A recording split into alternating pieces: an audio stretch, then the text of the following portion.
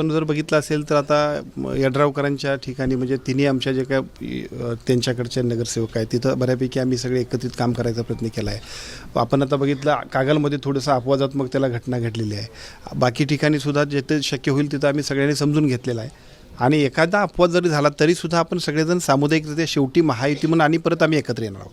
त्यामुळे या सगळ्याचा कॉमन अजेंडा असा आहे की एकूण 13-0 जे करायचं आहे त्या 13-0साठी महायुती म्हणून आम्ही सगळेच जण सज्ज होऊन कामाला लागणार आहोत. जे काही छोटे मोठे किरकोळ काही आमच्यामध्ये मतभेद असतील ते सुद्धा दुरुस्त करण्यासाठी आम्ही निश्चितपणानं प्रयत्न करणार आहोत. लोकसभा विधानसभेला टोकाची भूमिका आणि आत्ताच्या निवडणुकीला एकत्र कागलकर येत आहे. कागलकरांचं हे एवढं वागणं बरं नव्हतं अशी एक टीका व्हायला लागली आहे. तुम्हाला काय वाटतं हे वागणं बरं आहे की नाही? 3 वाजल्यानंतर आता 5 वाजलेत, आता 2 तास झाले. तर वस्तुस्थिती आपण समजून घेऊया.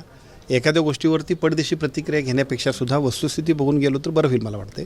आणि त्याच्याही पलीकडे ही निवडणूक मुळात स्थानिकची आहे, कार्यकर्त्यांची निवडणूक आहे. आम्ही सगळेजण ज्यावेळी पक्षीय पातळीवरचं बोलतो त्यावेळेला स्थानिक पातळीवरच्या लोकांना सुद्धा आपण समजून घेतलं पाहिजे. बऱ्याच वेळा असा गोंधळ होतो आमचा की आम्ही सगळ्या एकूण आमच्या राजकीय भूमिका करत असताना खालच्या माणसाला जर समजून नाही घेतलं तर आम्ही सुद्धा त्यांच्यावरती अन्याय करतोय. त्यामुळे या सगळ्या गोष्टींचा उलगडा 1-2 दिवसात होईल निश्चितपणे.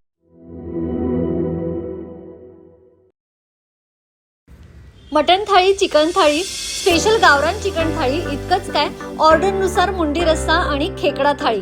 आणि हो, शाकाहारी लोकांसाठी खास व्हेज गावरान थाळी सुद्धा उपलब्ध आहे बरं का. चला तर मग अस्सल कोल्हापुरी जेवणाचा आनंद घेऊया. आजचा बेत फक्त रानवारा रिसॉर्ट मध्ये.